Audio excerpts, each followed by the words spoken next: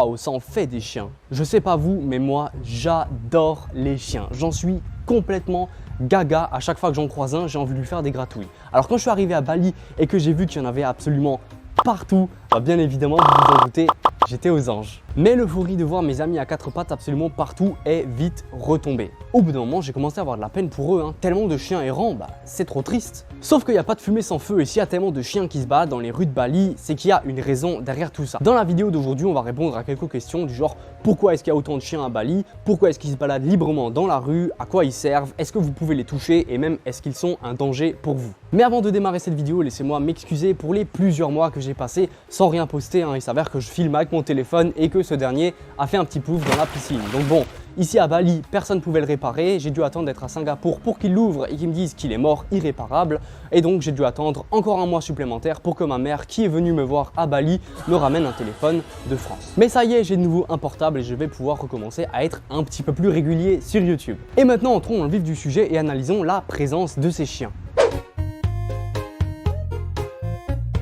Le terme de Bali Dog est très courant ici, c'est tout simplement la formule polie pour dire chien errant. Alors c'est pas quelque chose qu'on sait avant d'arriver sur place et de le constater par nous-mêmes, sauf si on fait bien ses recherches sur la destination, mais Bali est en réalité une île qui est infestée de chiens. Ici, ils sont même tellement nombreux qu'ils sont traités comme des nuisibles dans certaines communautés, tout simplement à cause de leur capacité de se reproduire de manière exponentielle. On notera même que dans certaines régions, les autorités locales organisent des abattages pour contrôler la population canine.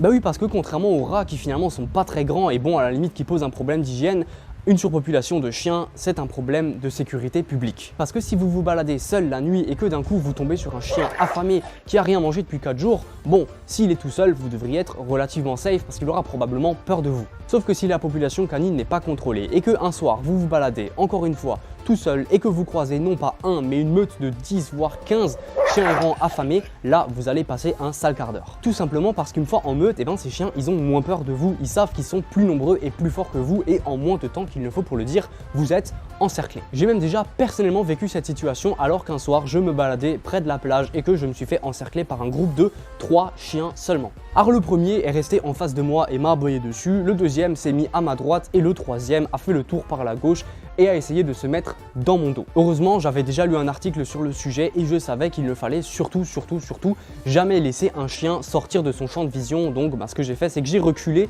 et que je me suis mis dos à un mur pour empêcher les chiens de se mettre derrière moi. Finalement, j'ai longé le mur et j'ai reculé calmement, mais je pense que si les chiens avaient été 3 ou 4 de plus, peut-être que ça se serait pas aussi bien terminé. Mais alors, pourquoi il y a tellement de chiens à Bali? Pourquoi c'est tellement courant que dans une famille, parfois il y a 2 chiens, 3 chiens ou même encore plus? Ah déjà, il faut savoir qu'à Bali, c'est parfaitement normal de voir des chiens absolument partout, c'est socialement accepté et là où dans un autre pays, on aurait probablement déjà mis en place des campagnes d'extermination pour régler le problème, à Bali, on va plutôt être en train d'essayer de le contenir. On va essayer d'expliquer la raison culturelle derrière la présence de tous ces chiens à travers une petite minute culture et mythologie. Ici, les chiens sont vus comme un héritage spirituel. En effet, à travers l'œuvre du Mahabharata, qui est un poème indien, on peut suivre les péripéties du roi Yudhishthira qui a essayé de gravir l'Himalaya afin d'accéder au paradis, accompagné de plusieurs personnes et notamment de son chien. Les personnes qui l'accompagnaient dans son périple ont péri les unes après les autres jusqu'à ce qu'il ne reste plus que lui et son chien.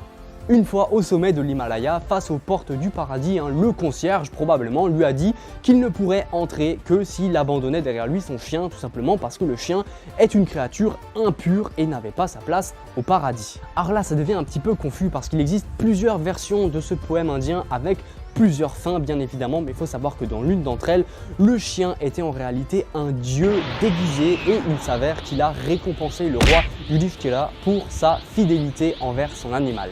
Ceci serait donc une explication historique qui expliquerait pourquoi il y a tellement de chiens à Bali et pourquoi les gens sont tellement tolérants face à ces chiens errants qui peuvent parfois être plutôt invasifs. Bon, il faut quand même nuancer ces propos, j'ai fait mes recherches et j'ai découvert que seulement 2% des personnes de Bali indiquent tolérer les chiens pour une raison religieuse. qui veut dire qu'aujourd'hui les Balinais tolèrent les chiens par raison culturelle, même si finalement son origine s'est un petit peu perdue à travers l'histoire. Après tout, on a quand même retrouvé des traces de chiens à Bali qui datent d'il y a plus de 12 000 ans avant aujourd'hui, donc on peut comprendre que voilà, en chemin l'info se soit un petit peu dissoute. Bon, il faut quand même que je l'évoque parce qu'on m'a donné l'info, mais il existerait une autre raison qui expliquerait pourquoi ici les familles sont tellement enclines à avoir plusieurs chiens et pourquoi il y en a tellement sur l'île. Cette raison, elle est un petit peu géopolitique, mais elle est surtout religieuse. Si l'on étudie la démographie indonésienne, on trouvera une statistique un peu surprenante car elle est assez peu connue, mais il s'avère que l'Indonésie est le pays qui contient le plus de musulmans au monde. Et non, c'est pas le Qatar ou les Émirats Arabes Unis ou l'Arabie Saoudite ou le Pakistan ou l'Iran qui sont finalement soit des petits pays, soit des pays avec une densité de population plutôt faible. C'est bel et bien ici en Indonésie que les musulmans sont le plus nombreux, ils sont 230 millions et représentent environ 90% de la population du pays. Alors moi, à titre personnel, j'aurais pensé que le pays qui contient le plus de musulmans au monde aurait été l'Inde, avec ses 1,5 milliard d'habitants, c'est énorme. Sauf qu'en fait, les musulmans ne représentent que 14% de la population de l'Inde, ce qui fait 190 millions, et c'est donc moins qu'ici en Indonésie. Sauf que Bali n'est pas une île à majorité musulmane. Ici, la religion la plus présente est une branche de l'hindouisme à laquelle la plupart des Balinais s'identifient. Mais quel est le lien entre la surpopulation de chiens et la religion, me direz-vous? Eh bien, c'est très simple. Dans la religion musulmane, ce n'est généralement pas permis d'avoir un chien. Et c'est ce qui fait qu'aujourd'hui, une partie des musulmans n'apprécient pas les canidés et ne souhaitent donc pas interagir avec eux. Les hindouistes de Bali, sachant cela, auraient volontairement intégré et accepté les chiens dans leur culture afin d'empêcher les musulmans d'Indonésie de venir coloniser Bali et d'y imposer l'islam comme religion principale.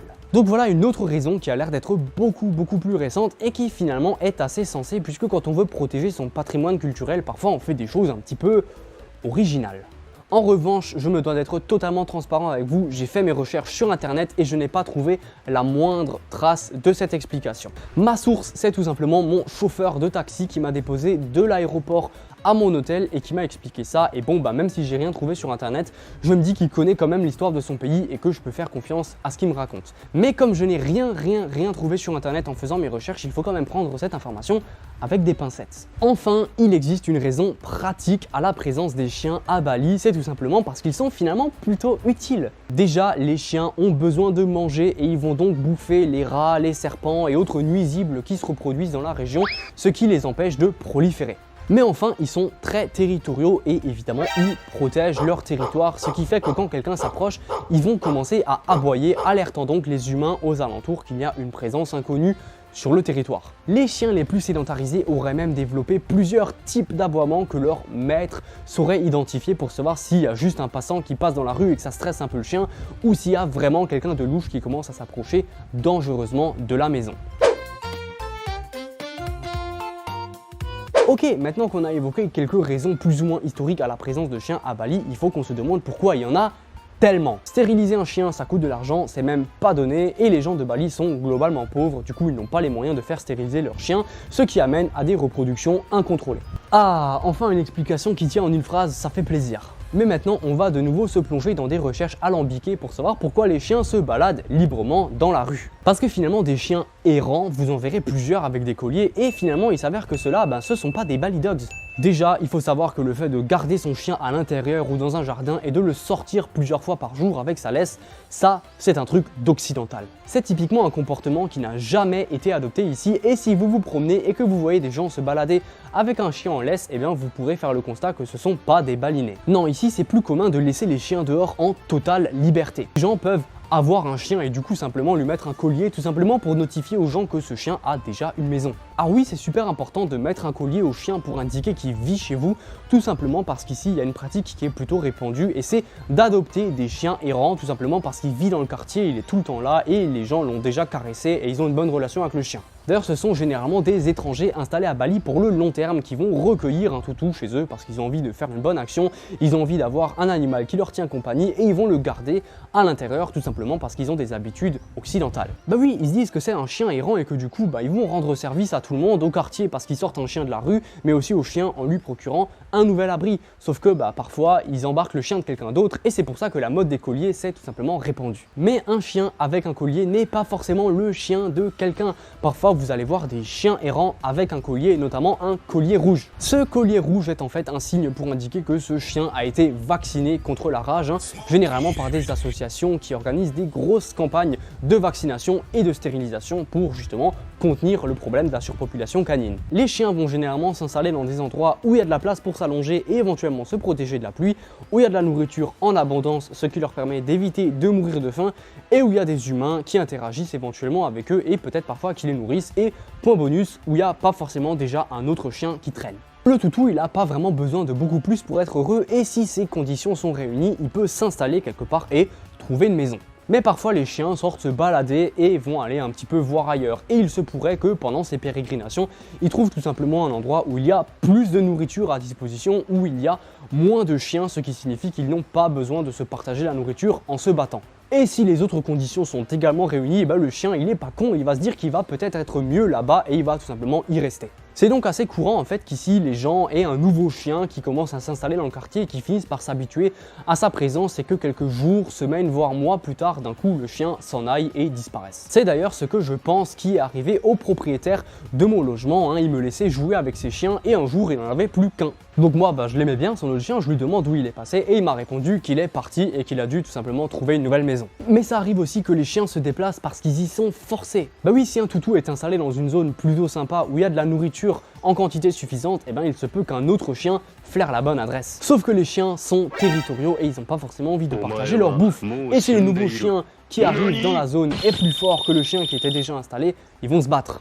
Et vous vous en doutez, évidemment c'est le gagnant qui pourra garder la place. C'est même probablement ce qui est arrivé au chien de mon propriétaire, puisqu'il est parti à peu près au même moment qu'un nouveau chien très territorial qui avait tendance à attaquer les autres chiens se soit installé dans le quartier. Il était complètement passif avec les humains, par contre quand un autre chien venait dans sa rue, il se levait, il aboyait et si le chien s'approchait trop, il attaquait sans hésiter. Soit dit en passant, ce type de caractère est plutôt propre à la race de chiens qu'on trouve spécifiquement à Bali. Parce qu'en plus d'être un terme pour désigner les chiens errants de Bali, le terme de Bali Dogs permet aussi de faire référence à leur race. En raison d'une politique d'importation des animaux extrêmement stricte, notamment à l'égard des chiens, il n'y a pas eu d'autres races dans le coin pour faire des croisements. Cette race de chien a donc évolué tranquillement pendant à peu près 12 000 ans sans intervention extérieure, sans croisement. Et concrètement, cette race de chien est la plus ancienne au monde et également la race de chien la plus pure qui soit, puisque les chiens de Bali sont les chiens qui ressemblent le plus à ce à quoi les chiens ressemblaient avant qu'on commence à faire des croisements dans tous les sens pour créer des races mignonnes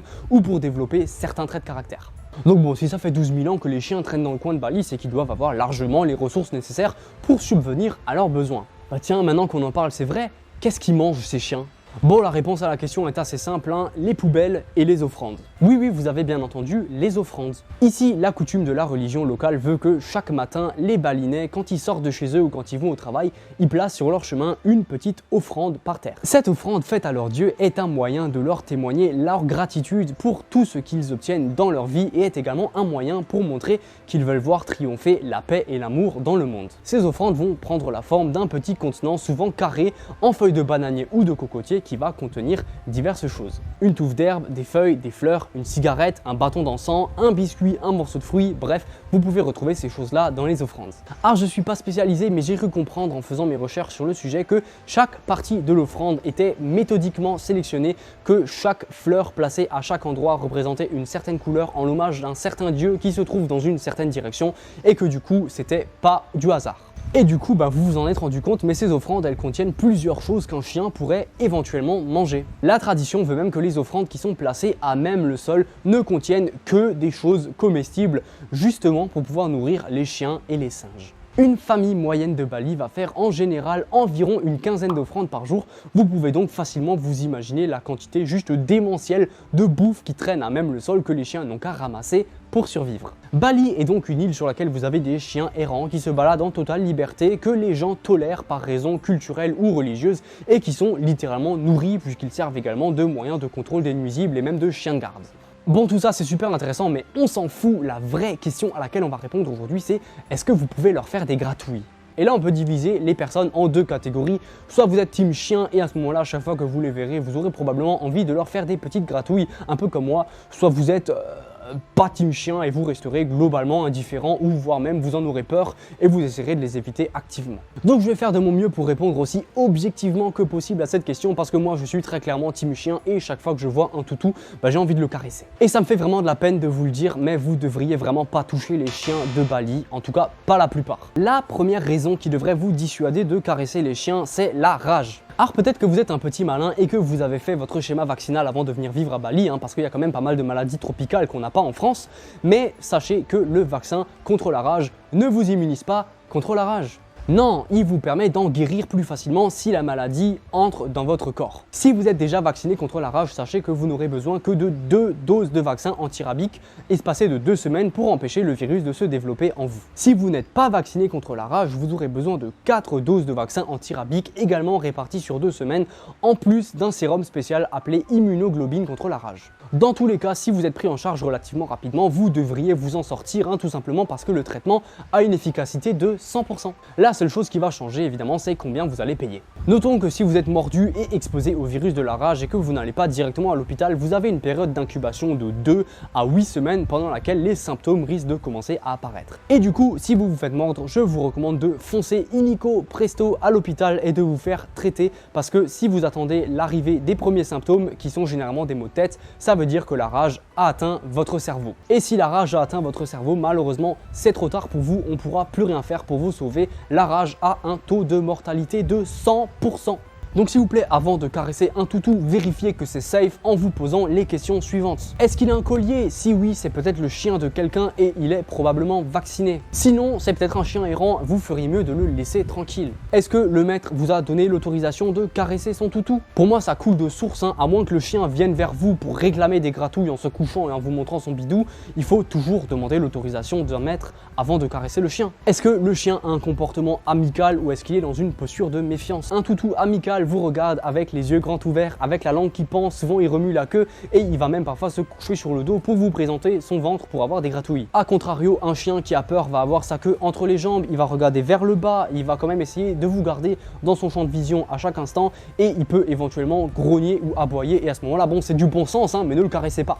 N'oubliez pas qu'ici les chiens ne sont pas autant accoutumés à l'interaction humaine comme c'est le cas dans les pays occidentalisés. Ici ils cohabitent avec l'humain mais souvent ils restent quand même indépendants et du coup ils n'ont pas forcément l'habitude d'être touchés. Ici un chien qui aboie sur vous défend juste son territoire, donc si vous pouvez, évitez-le en faisant un grand tour autour de lui, mais soyez malin et ne vous approchez pas, pas de mouvement brusque, ne faites pas le con parce que sinon il peut vous mordre. La deuxième raison qui devrait vous dissuader de caresser les chiens si la rage n'a pas suffi, c'est tout simplement qu'ici les chiens sont complètement libres. Et par conséquent, les chiens errants interagissent avec les chiens sédentarisés. Parfois ils jouent, parfois ils se battent, parfois ils se reproduisent, parfois ils vont juste traîner ensemble, mais une chose est sûre, ils se touchent. Sauf qu'ici, les chiens errants, ils vont avoir tendance à traîner sur des terrains vagues avec des herbes hautes. Ils vont parfois descendre dans les caniveaux ou dans les rizières pour s'y abreuver ou pour se rafraîchir, en sachant que cette eau-là, d'ailleurs, elle est généralement bien dégueulasse. Bref, vous voyez où je veux en venir, vous l'avez sûrement déjà deviné, mais les chiens d'ici ne vivent pas seuls. Ils ont des locataires, il y a plein de petites bébêtes telles que des tiques, des puces et même parfois des vers et autres parasites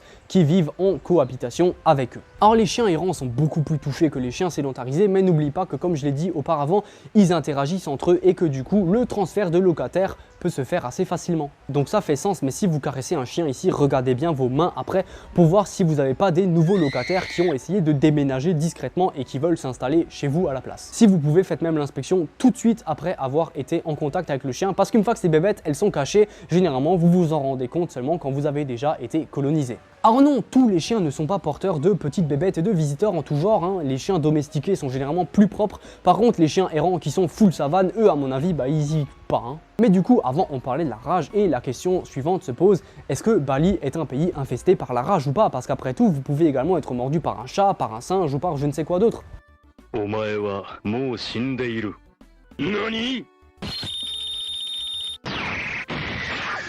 Le risque d'être exposé au virus est-il donc élevé ou pas? Alors en réalité non. Enfin si, mais non quand même. Chose intéressante à savoir, mais avant 2008, la rage n'existait pas à Bali. Vous l'entendez bien, il n'y avait pas un seul cas. C'est notamment dû au fait qu'amener des animaux à Bali est parfaitement illégal. Enfin bon, il existe bien une zone grise qui vous permettrait éventuellement de ramener votre compagnon à 4 pattes à Bali, mais déjà ça prend des mois et en plus c'est extrêmement onéreux. On n'est pas sur du 300 ou 400 € là, il vous manque un zéro. Et c'est non seulement super compliqué de faire rentrer votre animal sur le territoire de Bali, mais c'est encore plus compliqué de l'en faire sortir, puisque vous devrez prouver qu'il n'a pas été infecté par la rage en l'amenant dans un pays dans lequel la rage n'existe pas et en faisant une période de quarantaine de plusieurs mois parfois pendant lesquels vous n'aurez pas le droit de voir votre animal. L'Australie par exemple ne vous laissera pas rentrer sur son territoire si vous venez avec un chien de Bali. Concernant la France, j'en ai aucune idée, mais bon, si vous envisagez d'aller à Bali et d'amener votre chien, je pense que vous pouvez faire vos recherches. Donc mine de rien, c'est quand même assez intéressant de se dire qu'il y a 15 ans, ce pays ne connaissait pas la rage. Puis il y a eu un premier cas, probablement transmis par un chien de pêcheur qui montait sur les bateaux des pêcheurs à l'époque et qui a dû tout simplement le transmettre à un chien du coin. Et là, c'est devenu une spirale infernale. Les chiens enragés devenaient super agressifs et un seul chien enragé pouvait facilement en contaminer plusieurs autres. Et c'est rapidement devenu exponentiel parce qu'à l'époque, il n'y avait aucun moyen de vaccination, il n'y avait aucun moyen de suivre les morsures, il n'y avait aucun protocole de contrôle qui était mis en place. Bref, c'était le bordel sans nom et l'épidémie n'a fait que progresser. Mais heureusement, en 2009, des campagnes de vaccination ont commencé et là, ils ont mis le paquet avec quelques couacs notamment, surtout lorsqu'ils ont organisé des campagnes d'abattage et qu'ils se sont retrouvés à buter les chiens qu'ils venaient de vacciner par exemple. Mais tout a fini par rentrer sous contrôle, l'épidémie a fini par se tasser et fort heureusement aujourd'hui, le nombre de morts annuels liés à la rage à Bali peut aujourd'hui se compter sur les doigts de la main. Le travail a donc été pénible, long, fastidieux et coûteux pour Bali, mais aujourd'hui l'épidémie est sous contrôle et Bali est même très proche d'être de nouveau déclaré territoire sans rage, puisque pour avoir cette certification, il faut qu'aucun cas de rage ne se déclare pendant 2 années consécutives. Alors on n'en est pas encore là, mais si les efforts continuent, tout porte à croire que d'ici quelques décennies maximum, la rage aura complètement disparu de l'île. Donc avant 2008, non, aucun risque de contracter la rage à Bali. Après 2008 et après l'épidémie, oui, risque très élevé de contracter la rage à Bali et depuis 2009, le risque est diminuant chaque année. Aujourd'hui, ce risque est plutôt faible, on peut même dire très faible, mais il reste cependant recommandé de se faire vacciner contre la rage si vous prévoyez de faire un long séjour à Bali. J'espère que cette vidéo vous aura plu, moi j'ai adoré la préparer, déjà tout simplement parce que je suis gaga des chiens et j'ai dû faire pas mal de recherches sur les chiens et je suis toujours très content d'en apprendre plus à ce sujet, mais également tout simplement parce que j'ai l'impression d'en apprendre encore davantage sur la terre qui m'accueille et ça, mine de rien, c'est très satisfaisant. Merci de m'avoir suivi jusqu'ici et on se dit à très bientôt dans une prochaine vidéo. A plus!